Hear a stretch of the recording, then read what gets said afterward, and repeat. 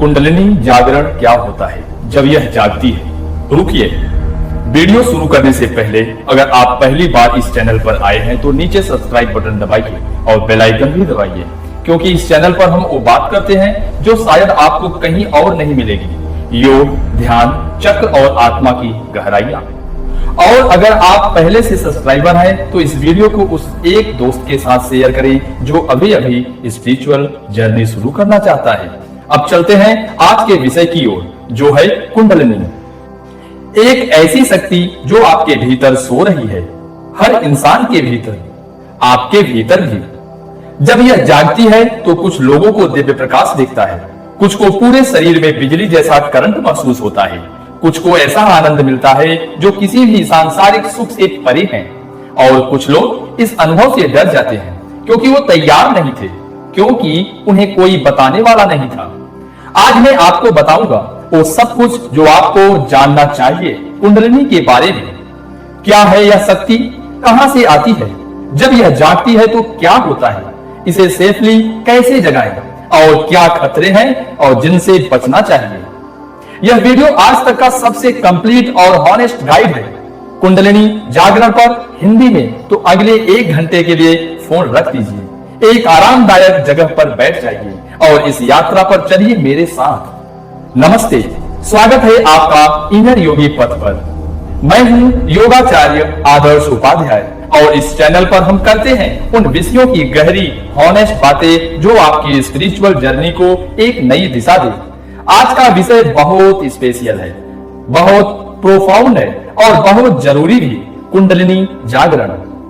इस टॉपिक के बारे में बहुत सी मैथ्स हैं, बहुत सी अफवाहें हैं, बहुत से लोग इसे रहस्यमय बनाकर पेश करते हैं और बहुत से लोग इसे डिसमिस भी करते हैं। लेकिन सच यह है, कुंडलिनी न तो कोई जादू है, न कोई डरावनी चीज है। यह एक नेचुरल स्पिरिचुअल एनर्जी है जो हर इंसान में है और जिसका जागना आपके जीवन को पूरी तरह बदल सकता है। आज हम कवर करेंगे, पहला, कुंडलिनी क्या है, इसकी साइंटिफिक और स्पिरिचुअल परिभाषा क्या है। दूसरा, यह कहां रहती है, शरीर में इसका स्थान क्या है। तीसरा, कुंडलिनी जागरण के कारण, यह कब और क्यों जागती है। चौथा, जागरण के संकेत और अनुभव, शारीरिक, मानसिक और आत्मिक। पांचवा, 7 चक्रों से कुंडलिनी का सफर। छठा, जागरण के बाद का जीवन क्या बदलता है। सातवां, खतरे और सावधानियां। आठवां, कुंडलिनी को सेफली जगाने के उपाय। तो बिना देर किए शुरू करते हैं इस अद्भुत आंतरिक यात्रा को। साधकों, आइए जानते हैं कुंडलिनी क्या है। सबसे पहले समझते हैं कुंडलिनी क्या है। कुंडलिनी शब्द संस्कृत से आया है। कुंड का अर्थ है कुंड या गहरा कुआं। कुंडलिनी का अर्थ है वो शक्ति जो कुंडल मारकर बैठी हो, यानी जो सर्पाकार रूप में लिपटी हो।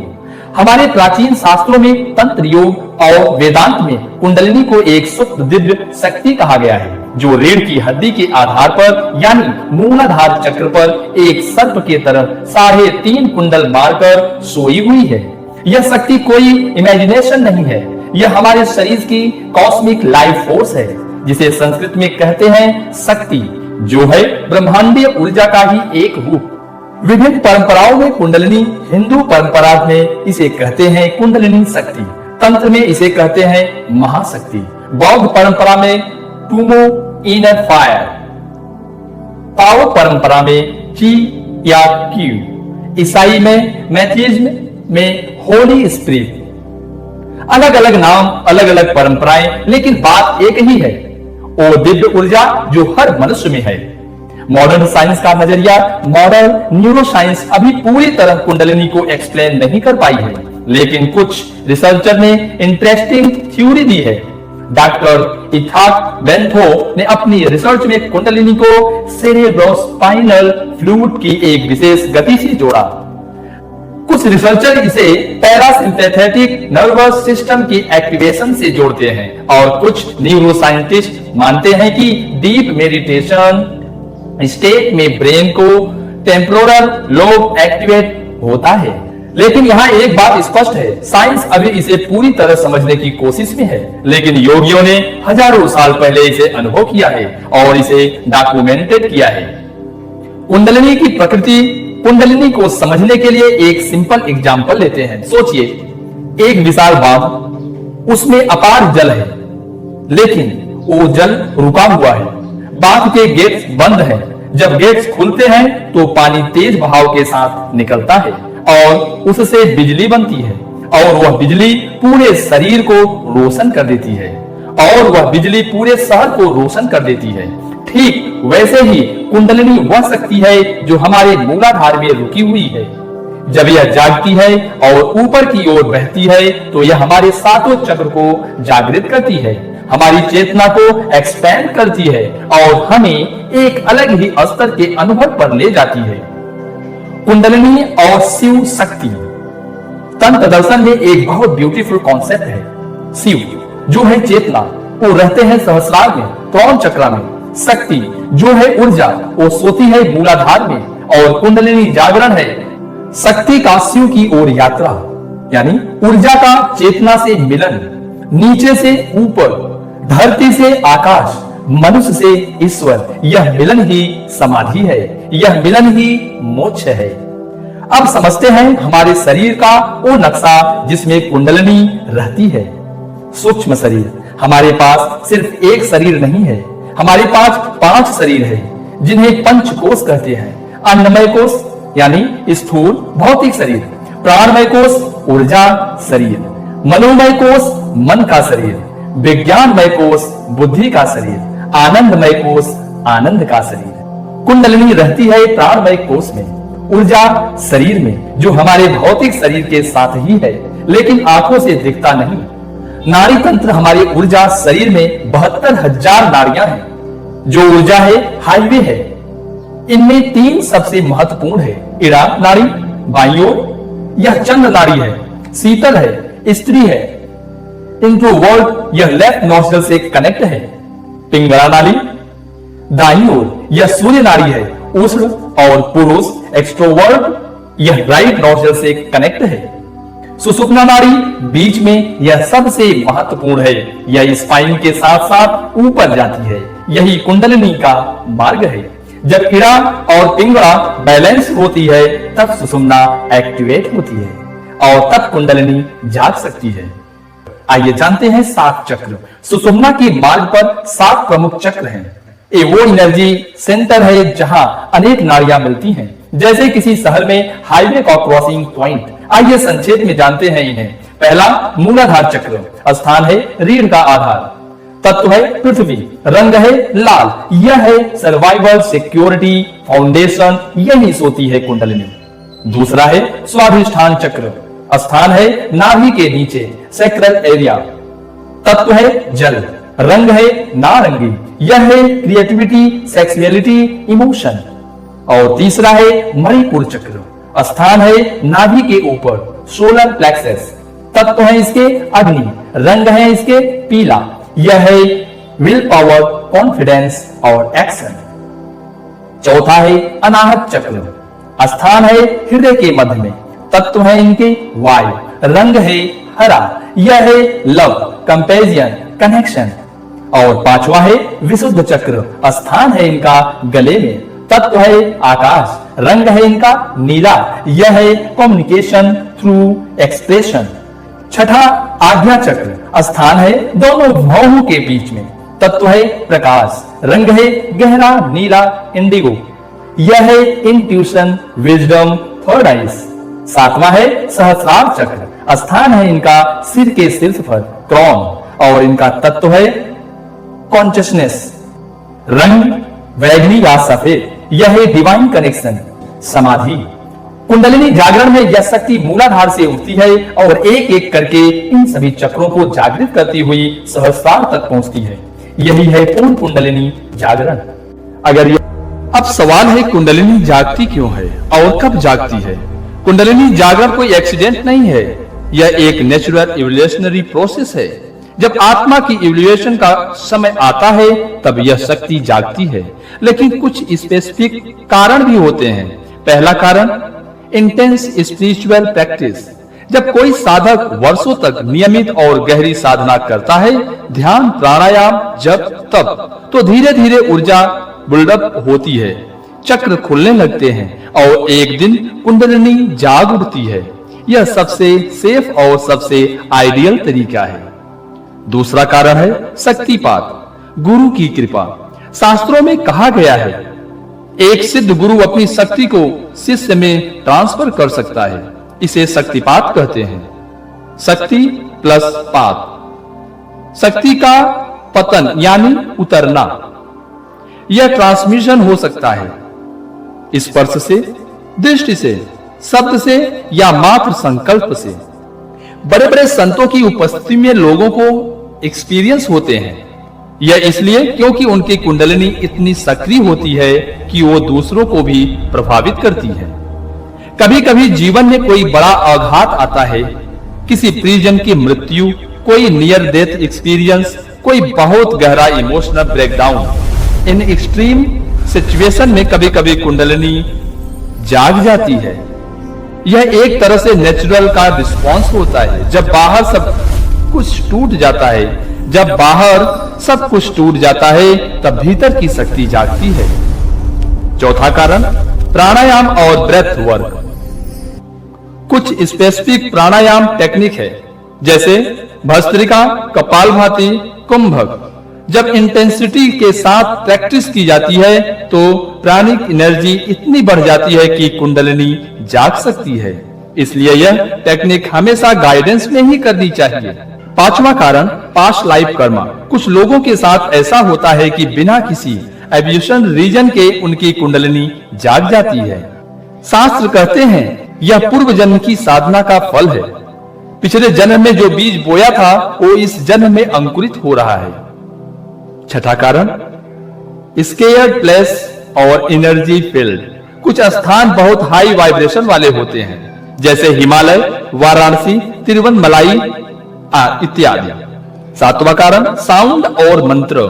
कुछ स्पेसिफिक मंत्र हैं, जैसे ओम नमः शिवाय, ओम या सोहम। जब बहुत गहरे भाव और एकाग्रता के साथ जपे जाते हैं तो वाइब्रेशन इतनी स्ट्रांग होती है कि कुंडलिनी को जगा सकती है। एक महत्वपूर्ण बात, कुंडलिनी जागरण एक प्रोसेस है, यह एक इवेंट नहीं। बहुत से लोग सोचते हैं एक दिन सडनली कुछ होगा और वो एनलाइटेंड हो जाएगा। नहीं, यह एक ग्रेजुअल अवेकनिंग है जो महीनों, वर्षों या जीवन भर चल सकती है। अब वो सेक्शन जिसका आप सबसे ज्यादा इंतजार कर रहे थे, कुंडलिनी जागरण के संकेत और अनुभव। जब कुंडलिनी जागती है तो यह अनुभव 3 स्वरों पर होता है, शारीरिक, मानसिक और आत्मिक।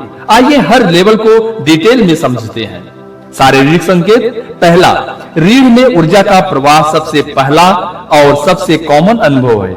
रीढ़ की हड्डी में एक गर्म धारा का बहना, जैसे कोई तरल अग्नि नीचे से ऊपर की ओर जा रही हो। कुछ लोगों को यह बिजली जैसा लगता है, कुछ को गर्माहट, कुछ को एक वाइब्रेशन या टिंगलिंग होती है। दूसरा, शरीर में कंपन।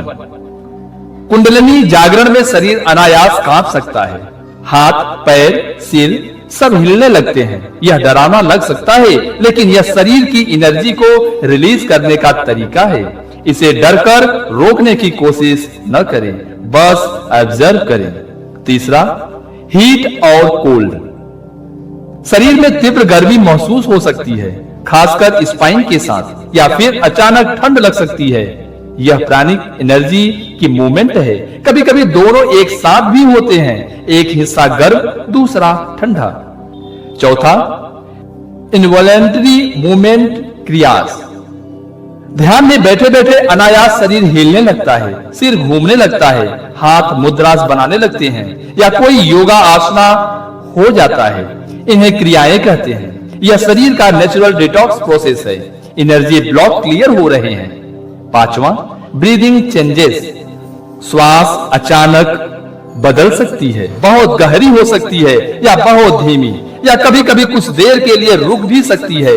इसे कुंभक के नेचुरल स्टेट कहते हैं, जब प्राण इतना शांत हो जाता है कि श्वास की जरूरत ही नहीं रहती कुछ क्षणों के लिए। छठा, प्रेशर इन हेड। विशेषकर सिर के ऊपर क्रॉन एरिया में एक दबाव या प्रेशर महसूस हो सकता है, या भौहों के बीच थर्ड आईज एरिया में।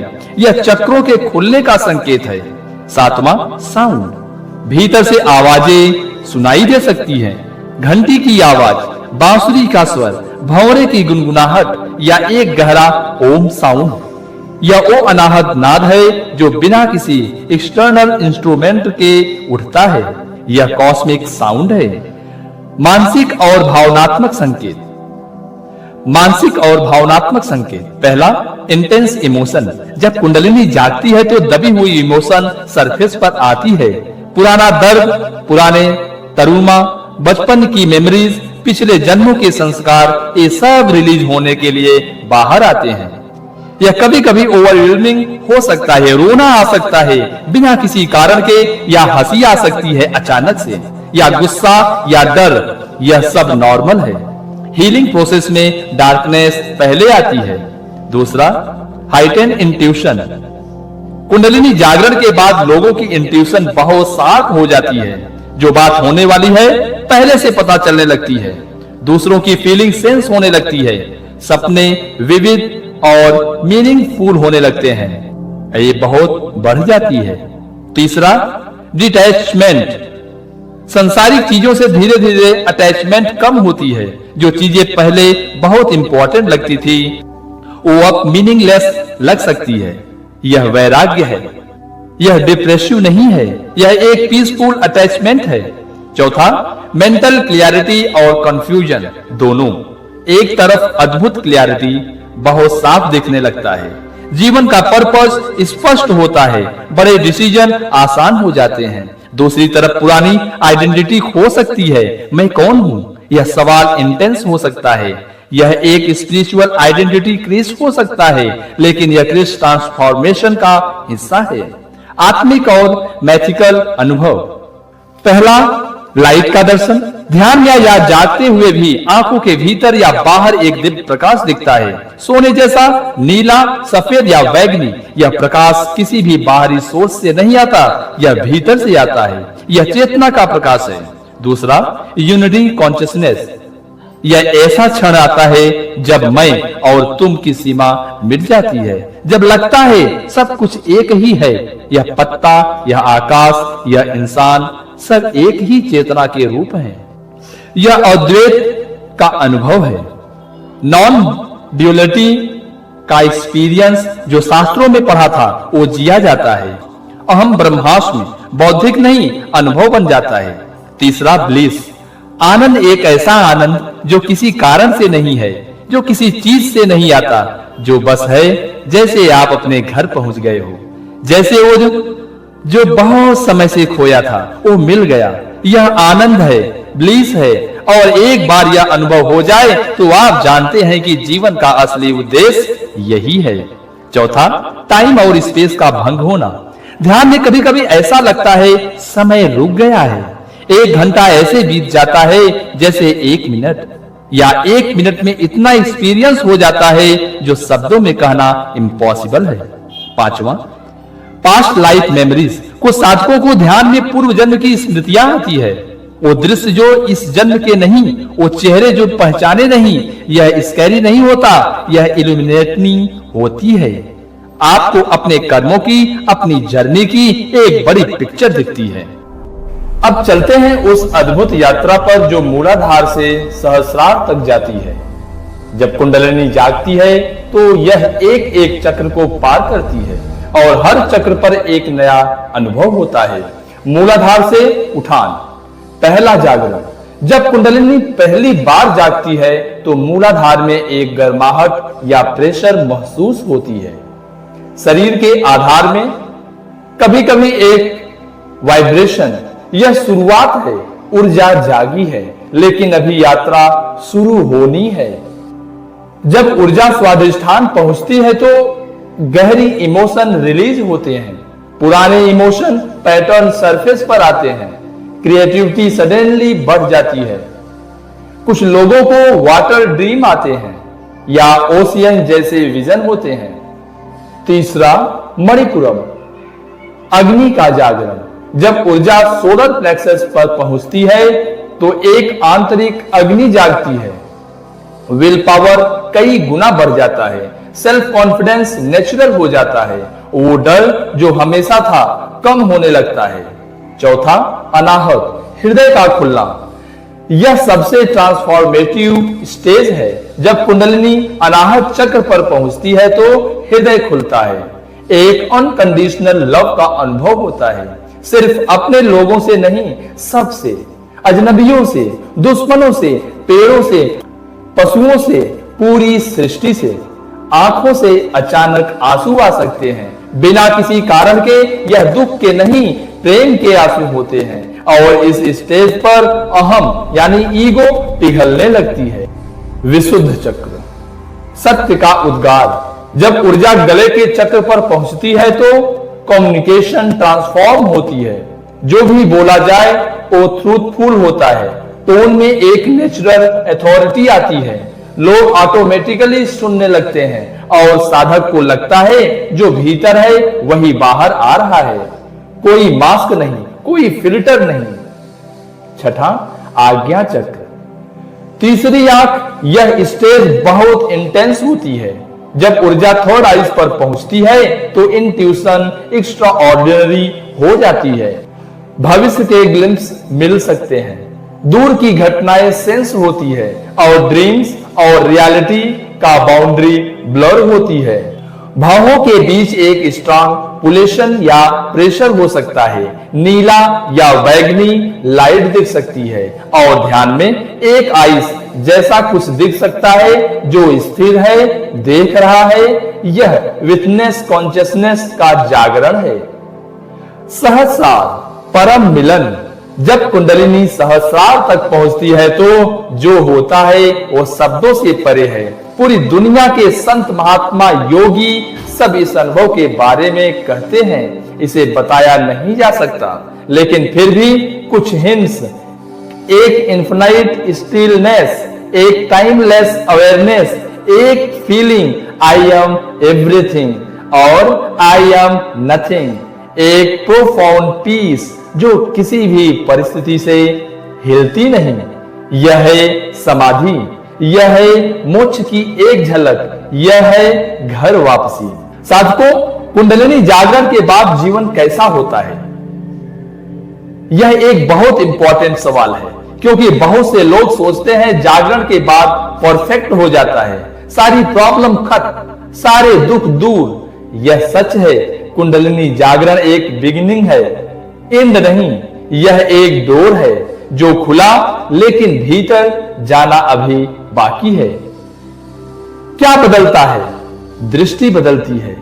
दुनिया वही है, लेकिन उसे देखने का तरीका बदल जाता है। जहां पहले प्रॉब्लम दिखती थी वहां अब लेसन दिखते हैं। जहां पहले इनेमीज दिखते थे वहां एक सोल दिखती है।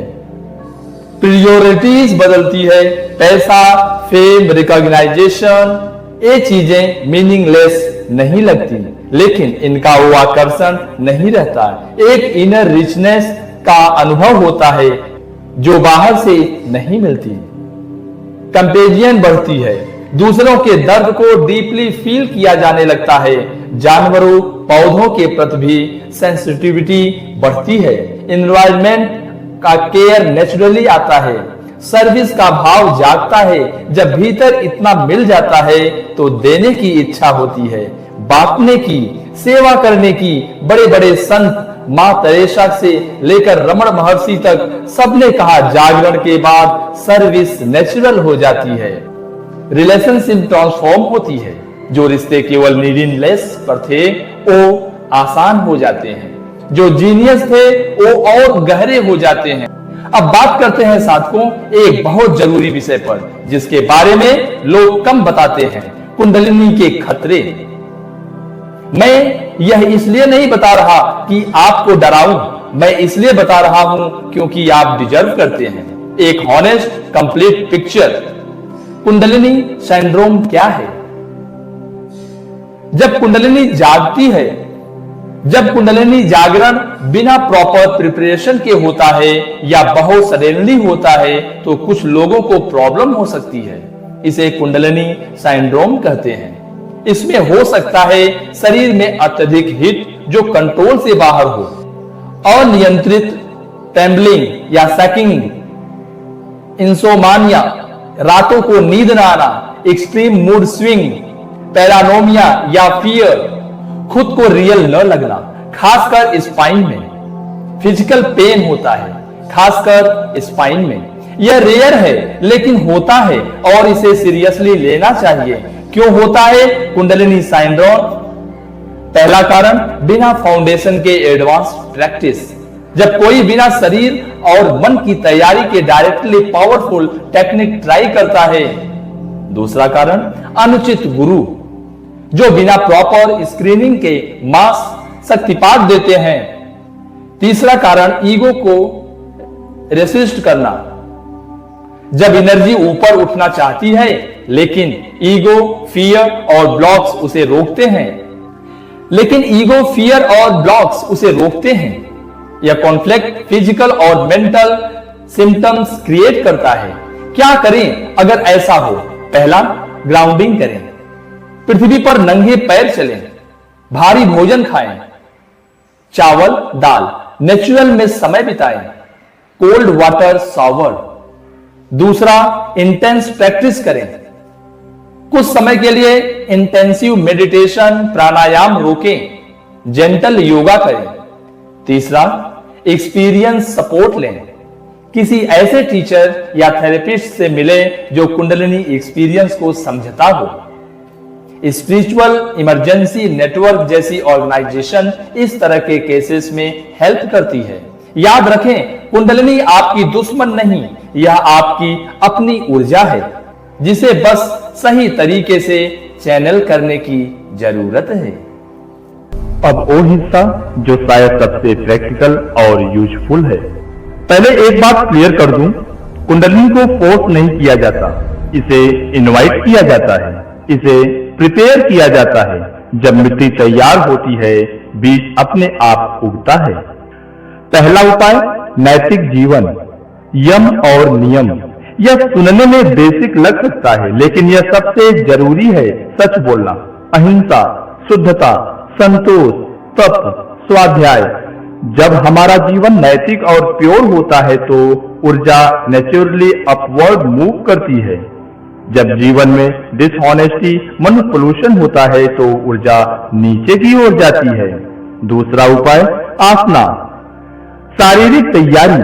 कुंडलिनी के लिए स्पाइन का हेल्दी होना जरूरी है, इसलिए नियमित योगा करें, specially vajrasana, diamond pose, bhujangasana, cobra pose, setubandhasana, bridge pose, paschimottanasana, forward bend.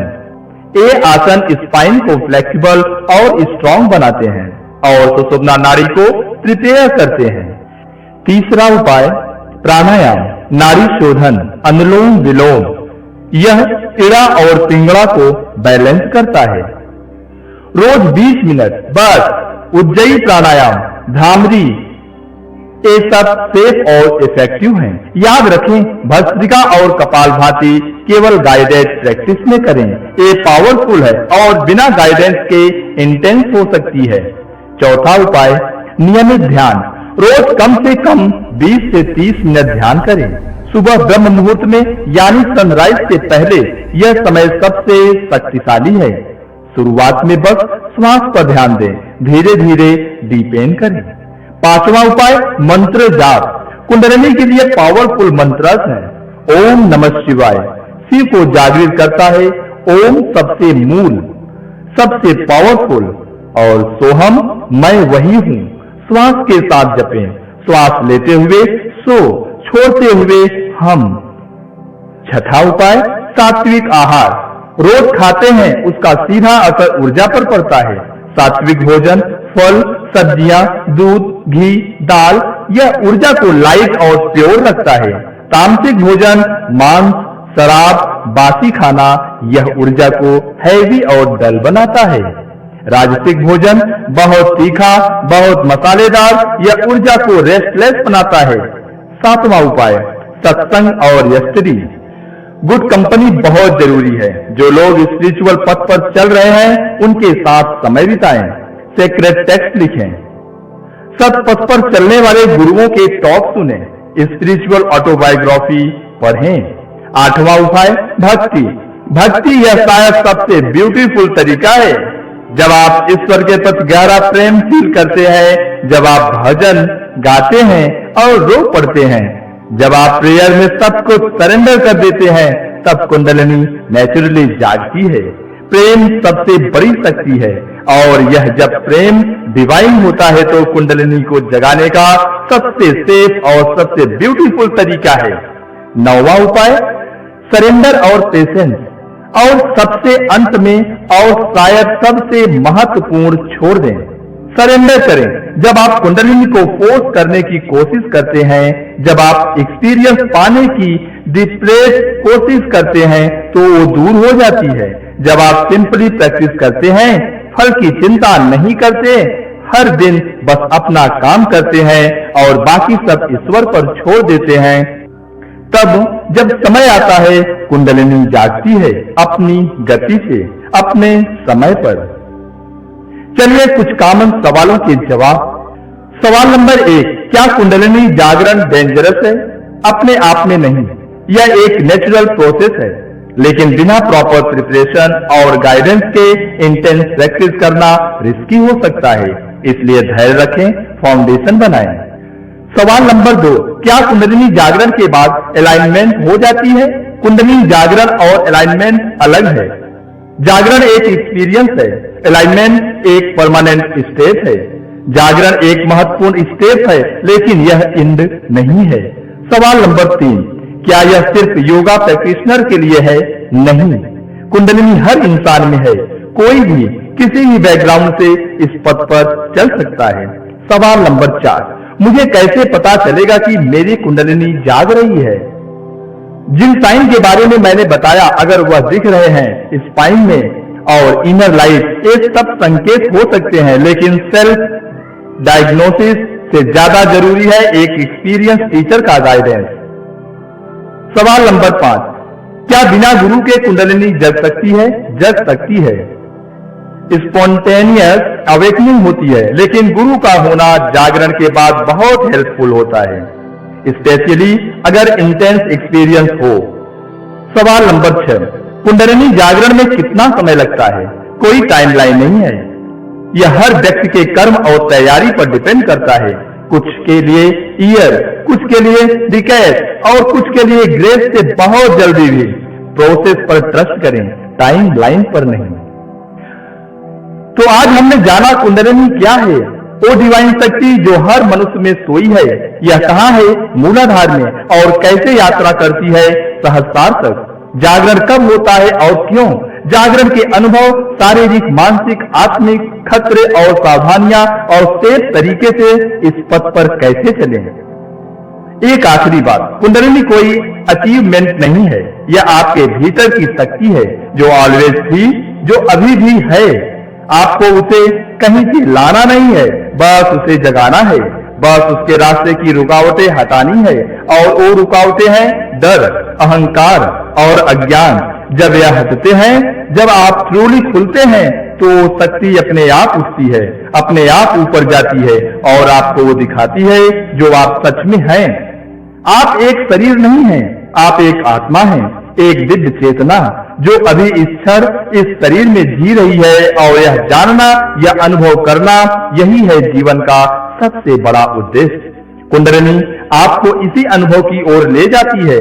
तैयार रहिए, तैयारी करते रहिए और इनर योगी पथ पर चलते रहिए। नमस्ते। अगर यह वीडियो आपको काम आया तो इसे लाइक करें, यह हमें बताता है कि और ऐसे डीप ऑनेस्ट कंटेंट बनाते रहें। अगर अभी तक सब्सक्राइब नहीं किया तो अभी करें बेल आइकन के साथ, ताकि हर नया वीडियो सीधे आप तक आए। इस वीडियो को शेयर करें उन लोगों के साथ जो अपनी स्पिरिचुअल जर्नी शुरू करना चाहते हैं या जो कुंडलिनी के बारे में क्यूरियस हैं। कमेंट में जरूर बताएं, क्या आपने कभी ऐसा कोई एक्सपीरियंस किया है? स्पाइन में इनर लाइट या अचानक शांति? नीचे शेयर करें। आपका एक्सपीरियंस किसी दूसरे की जर्नी को इंस्पायर कर सकता है।